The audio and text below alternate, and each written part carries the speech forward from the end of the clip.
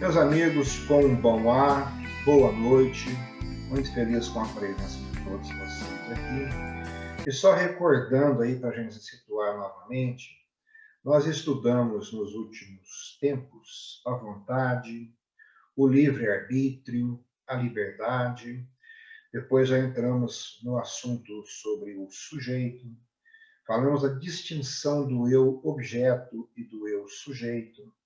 Falamos dos caracteres da unidade, identidade, atividade. Falamos sobre a pessoa humana, a síntese psíquica. Falamos sobre fatores orgânicos e fatores psicológicos, fatores sociais, e até acrescentei para vocês alguns pensamentos de Lacan. E hoje falaremos sobre as teorias da personalidade. Vamos estudar os caracteres que definem o eu sujeito, ou seja, a personalidade. Nós vamos encontrar duas espécies de teorias. São os fenomenistas, que querem explicar a personalidade unicamente pelos fenômenos que constituem o eu objeto, e os substancialistas, que afirmam que a personalidade não pode explicar-se senão por um sujeito de atribuição de todos estes fenômenos.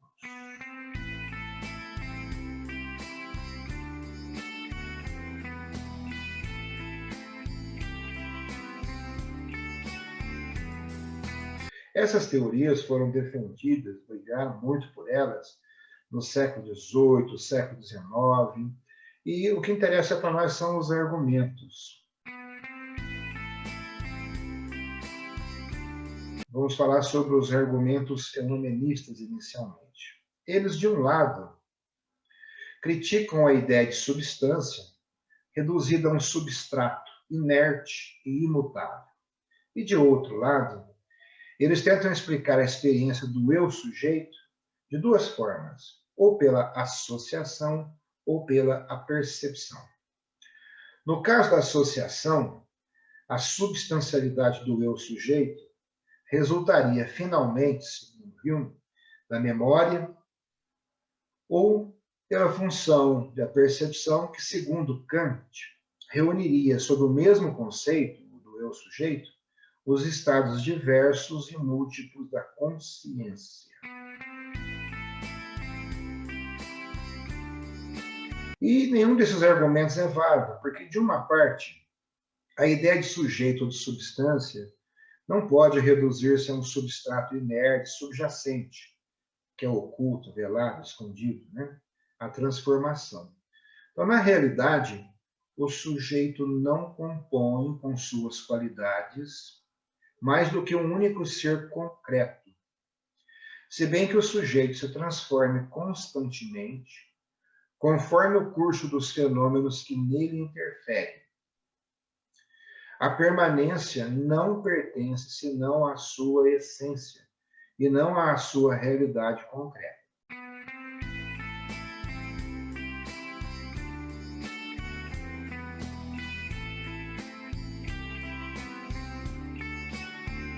Aí, pelo contrário, tem um chamado eu-coleção de Hume, o eu-série de Taine, são totalmente ininteligíveis. A gente nem vai aprofundar nisso. Porque jamais se chegará a explicar assim a experiência do eu sujeito, ou seja, a experiência de um ser que se conhece como uma unidade idêntica a si mesma através da duração do tempo.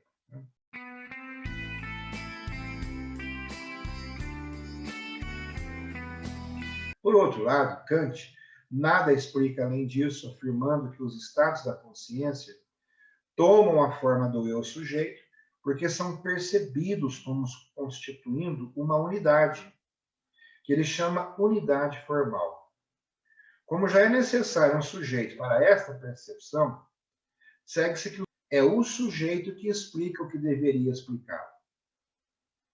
Então, o argumento de Kant é, pois, uma petição de princípio, pura e simplesmente. Vocês se lembram, claro, o que é petição de princípio, né? Caso não se lembrem, nós também chamamos isso de raciocínio circular.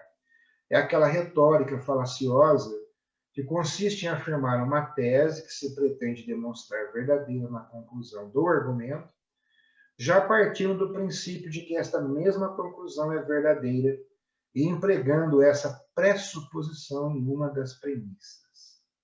E aí eu vou falar de um exemplo famoso para vocês, porque a gente vai estudar isso futuramente, e muita gente coloca isso aqui como sendo uma verdade irrefutável, que é o exemplo de Descartes para provar a existência de Deus. É o seguinte: sendo a ideia de Deus a ideia de um ser perfeito, e sendo a existência uma perfeição, a um ser que fosse perfeito não poderia faltar a existência, de modo que Deus, portanto, existe. Bonito, né? Aparentemente perfeito. Mesmo supondo que, de fato, a existência fosse um dos atributos da perfeição, que não é evidente, o argumento só prova que, se existisse um ser perfeito, esse ser teria que, para ser perfeito, existir. Mas isso não prova que esse ser existe. Tá bom? Então, às vezes, as pessoas usam um argumento assim, que é uma falácia, uma petição de princípio, um raciocínio circular, e você escuta e fala, cara, que coisa maravilhosa, realmente, esse é o argumento ideal. Tá? Então, é interessante prestar atenção. Isso aí foi uma parte.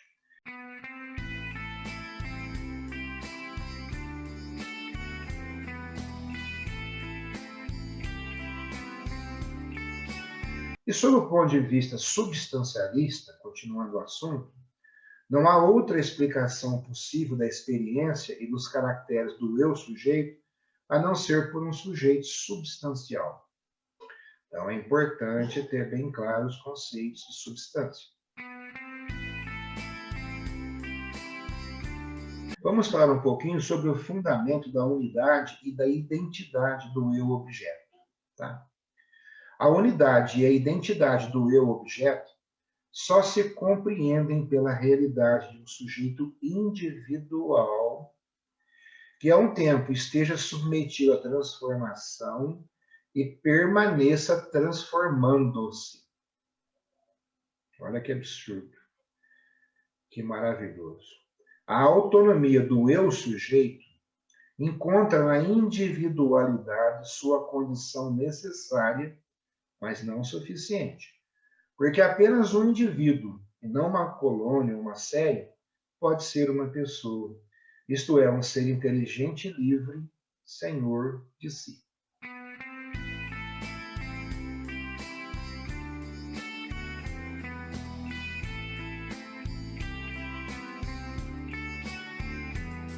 Temos que falar da intuição do eu.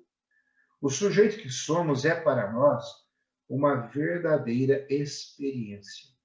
Existe uma intuição do eu sujeito e a coexistência de toda a nossa vida psicológica. Mas atenção, esta consciência de si é habitual.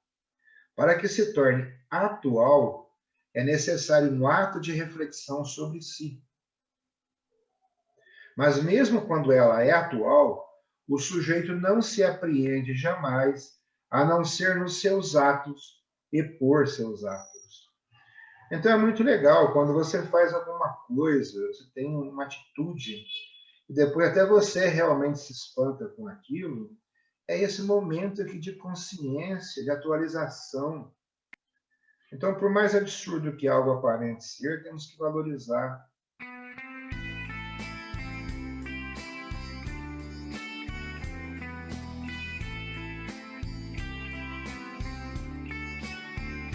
E, além disso, esta intuição de si não nos revela imediatamente a natureza do sujeito que somos.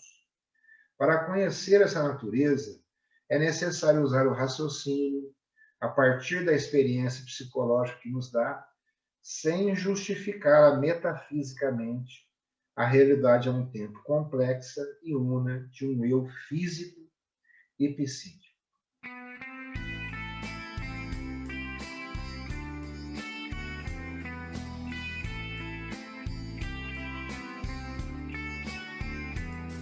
Dando sequência, então, vamos falar um pouquinho sobre o caráter. Caráter e personalidade.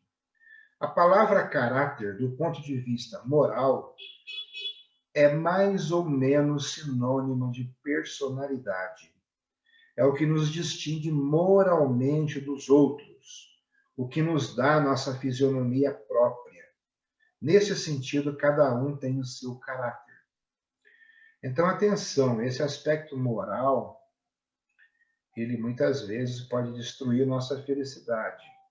Então, temos que ter consciência desses conceitos de uma forma prática, de uma forma coerente.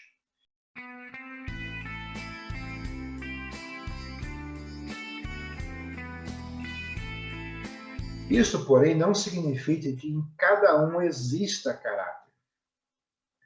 Ter caráter significa não tanto possuir um conjunto de qualidades ou de defeitos pelos quais nós nos distinguimos dos outros, mas ser dotado de uma vontade firme e constante.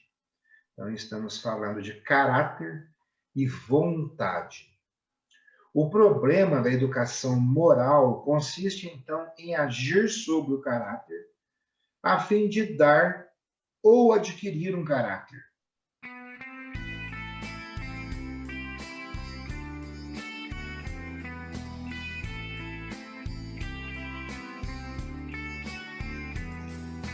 E quais são os elementos do caráter?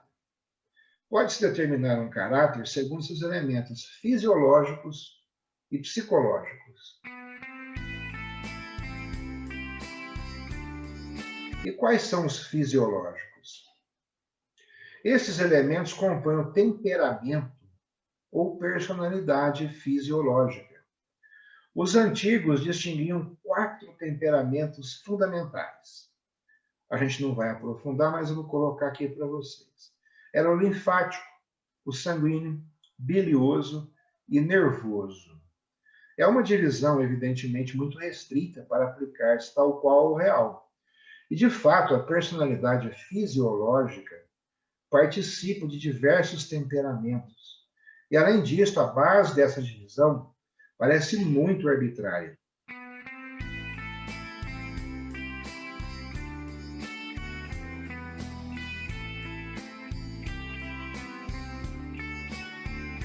Qualquer que ele seja, na base do caráter há sempre um certo complexo fisiológico que o educador não deve negligenciar e muitas vezes a formação do caráter deverá começar por um tratamento médico.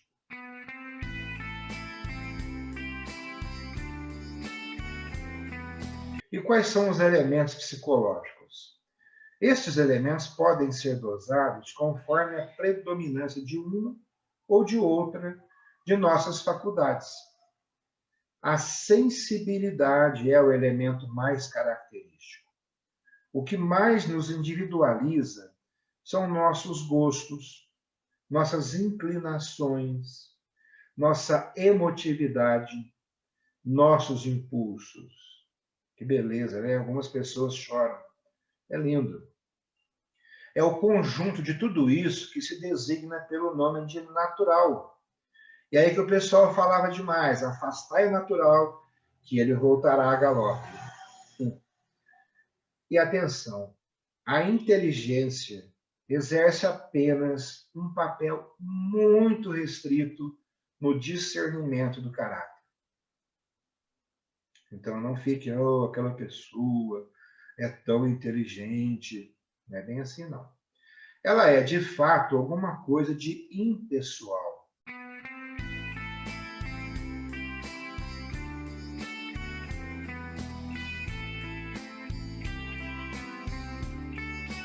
Sem dúvida, é necessário reconhecer diversos tipos de inteligência. Inteligências abstratas, inteligências concretas. Daí resultam tendências e gostos que nos diferenciam uns dos outros. Mas ao lado do natural, essas diferenças não são muito sensíveis e são, de fato, geralmente negligenciadas.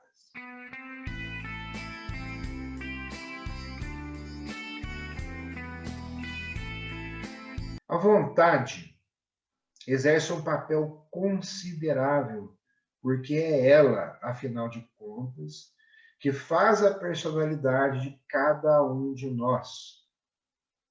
Isto é tão verdadeiro que a linguagem corrente chega a definir o caráter pela vontade. Quando se fala de homens de caráter, se quer dizer homens que sabem ser em tudo eles mesmos e cujos atos levam a sua marca própria. Assim, o caráter poderá definir-se pelas tendências instintivas, pela natureza da inteligência e pelo grau da vontade.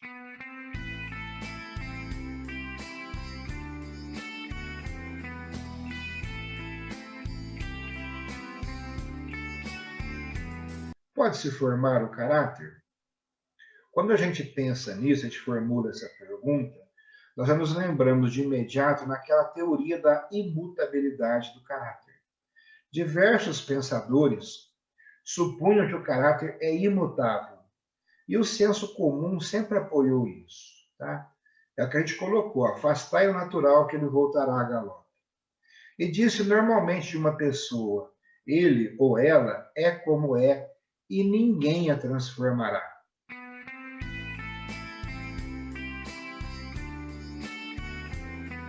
E no segundo momento, vamos afirmar o contrário, que o caráter pode ser modificado e corrigido.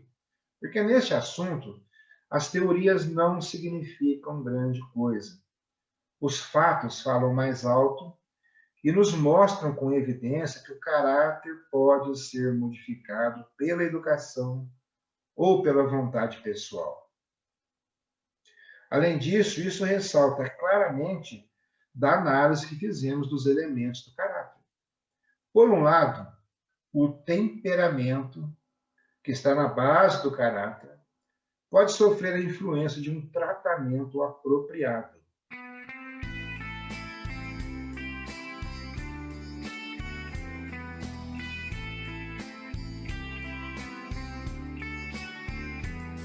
Uma higiene metódica pode diminuir a tensão do nervoso e pode acalmar a impulsividade do sanguíneo. E, além disso, o temperamento varia mais ou menos profundamente conforme a idade, a profissão, o clima e mais uma série de fatores. Temos que levar em consideração o meio ambiente. Né? Tudo isto prova que o temperamento não é imutável.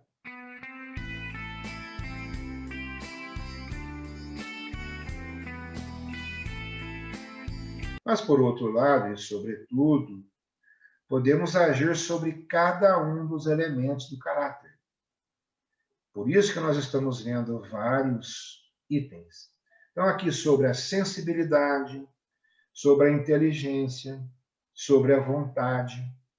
E todas as regras práticas que nós formulamos, tanto a propósito das faculdades de conhecimento, quanto das faculdades de ação, não são mais do que meios de formar ou de transformar nossas faculdades e, portanto, o caráter que seu conjunto compõe. Pode-se, pois, agir sobre o caráter de outro e cada um pode agir sobre seu próprio caráter.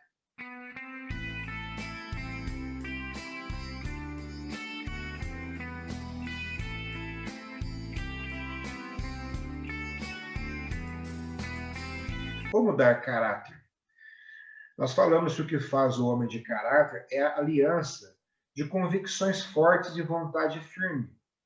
Logo nos preparamos para tornar-nos um caráter, adquirindo bons princípios de ação e uma vontade enérgica. Mas neste caso, formar um caráter não constituirá propriamente uma tarefa especial. É o próprio conjunto da educação, formação intelectual e formação moral que deverá contribuir para isso. E esta não estará verdadeiramente terminada, senão quando se estiver bem armado de princípios sólidos, de energia lúcida, para afrontar corajosamente as lutas da vida.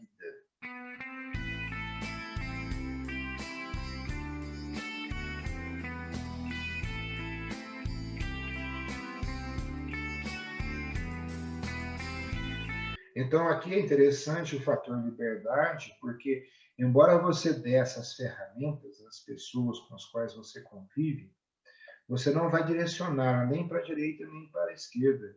Você mostra para ela aquelas opções que ela tem. E ela é que faz a escolha, que faz a liberdade de tomar atitude ou não tomar atitude, que também já é uma forma de decidir. Pessoal, seguinte, está fechando para vocês, bonitinho?